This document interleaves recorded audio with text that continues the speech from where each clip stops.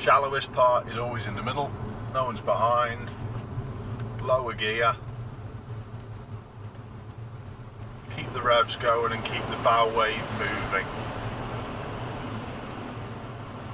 Always have a little dry on my brakes after, and then back on with it. Don't go through anything that you're worried about. Simple.